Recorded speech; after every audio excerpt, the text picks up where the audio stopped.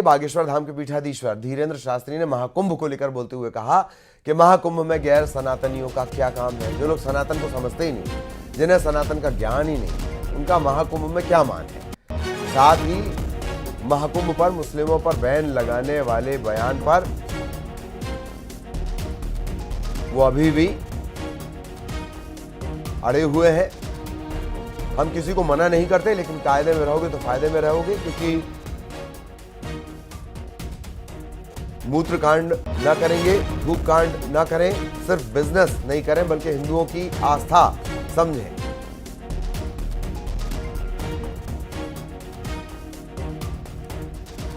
हिंदू हृदय सम्राट धीरेन्द्र शास्त्री जी जो लगातार हिंदुओं को जागृत करने की कोशिश कर रहे हैं, लगातार यात्राएं निकाल रहे हैं, हिंदुओं को जागृत कर रहे हैं, आखिर इसकी आवश्यकता क्यों पड़ी? हम सीधी बात करेंगे धीरेन्द्र शास्त्री जी से।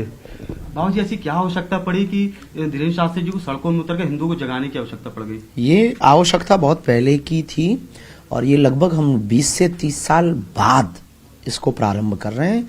ये सब हिंदुओं की सोए हुए का कारण है, जिस कारण से ये जो संभल की घटनाएं हुई, पालघर के संतों की घटना हुई, अथवा फिर रामचरितमानस को जलाया गया, अथवा फिर मंदिरों को तोड़कर मस्जिदों को बनाया गया, या कोलकाता की डॉक्टर बेटी का रेप किया गया और उसको बदतर तरीके से मारा गया, और उसके साथ में दुर्गा पंडालों में आग लगाई गई, राम की यात्रा पर पत्थर फेंके गए, राम को काल्पनिक बताया गया, राम है या नहीं इसके सबूत के लिए कोर्ट में जाकर के जो है खड़ा किया गया हमारी आस्था को, हमारी संस्कृति को, हमारे सनातन को।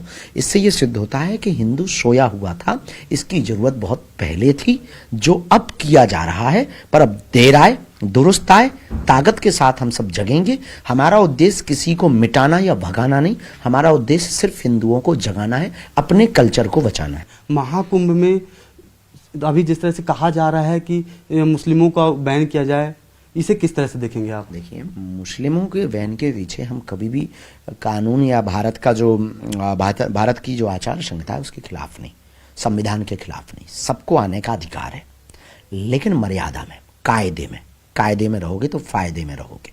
आप मूत्र कांड नहीं करेंगे, आप थूक कांड नहीं करेंगे, आप केवल बिजनेस करने भर नहीं आएंगे, यहाँ की आस्था के प्रति भी अपनी निष्ठा रखेंगे। संगम की आस्था क्या है, कुंभ की आस्था क्या है, महाकुंभ की आस्था क्या है, संतों की महिमा क्या है, इसके बारे में अगर आपको नहीं पता तो आप आएंगे किस लिए?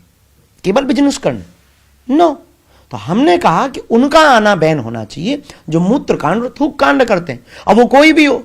ये तो हमने कहा नहीं कि मुसलमान, हमने कहा गैर सनातनी जो सनातन के खिलाफ है, उसको महाकुंभ में आने की क्या जरूरत? जिसे संतों का ज्ञान नहीं, खालसों का ज्ञान नहीं, अखाड़ों का ज्ञान नहीं, त्रिवेणी का ज्ञान नहीं, संगम का पता नहीं, शाही स्नान का पता नहीं है, वो क्या करेगा महाकुंभ में? मूत्रकांड थूक कांड करेगा।